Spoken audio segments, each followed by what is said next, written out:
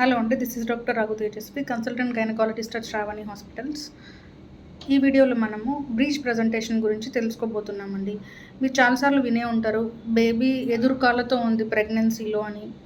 అసలు ఎదురుకాళ్ళతో ఉండడం అంటే ఏంటి, బ్రీచ్ ప్రజెంటేషన్లో నార్మల్ డెలివరీస్ అవుతాయా అనే దాని గురించి మనము ఈ వీడియోలో డిస్కస్ చేసుకోబోతున్నాము.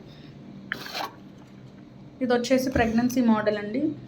ఓకే, నార్మల్గా బేబీ తల అనేది కిందికి ఉంటుంది, కాళ్ళు అనేవి పైకి ఉంటాయి, మాయ అనేది కూడా పైన ఉంటుంది. సో బ్రీచ్ పొజిషన్లో ఏమవుతుందంటే ఇలా ఉంటుంది బేబీ, అంటే బేబీ తల పైకి ఉంటుంది, కాళ్ళు కిందికి ఉంటాయి. ఓకే, సో కాళ్ళు కిందికి ఉన్నప్పుడు బేబీ ఎదురుకాళ్ళతో ఉంది అని చెప్తాము. బేబీ ఎదురుకాళ్ళతో ఉన్నప్పుడు నార్మల్ డెలివరీ పాసిబిలిటీస్ ఉండవండి.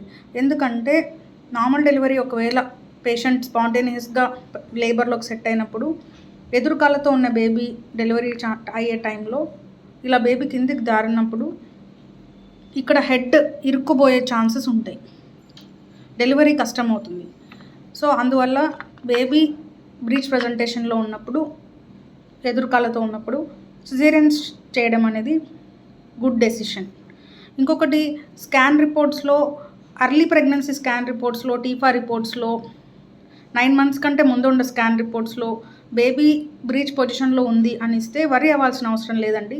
ఎందుకంటే బేబీ అనేది లోపల వాటర్ బ్యాగ్లో తిరుగుతూ ఉంటుంది. ఈరోజు తల కిందికి ఉంటుంది, రేపు ట్రాన్స్వర్స్ పొజిషన్లో ఉంటుంది, ఎల్లుండి బ్రీచ్ పొజిషన్లో ఉంటుంది. సో బేబీకి స్పేస్ ఉన్నంత వరకు బేబీ తిరుగుతూనే ఉంటుంది.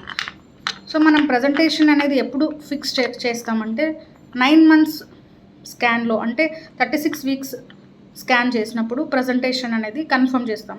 అప్పుడు ఏదైతే పొజిషన్లో ఉంటుందో ఆ పొజిషనే ఫైనల్. డెలివరీకి ముందర మనము ఏ పొజిషన్లో ఉందనేది 36 weeks స్కాన్ని బట్టి తెలుసుకుంటాము. దాన్ని బట్టి డెలివరీ నార్మల్ అవుతుందా, సిజేరియన్ అవుతుందా, ఉమ్మునీరు ఎంత ఉంది, బేబీ ఏ పొజిషన్లో ఉంది అనేవన్నీ కూడా మనం డీటెయిల్స్ తెలుసుకోగలుగుతాం.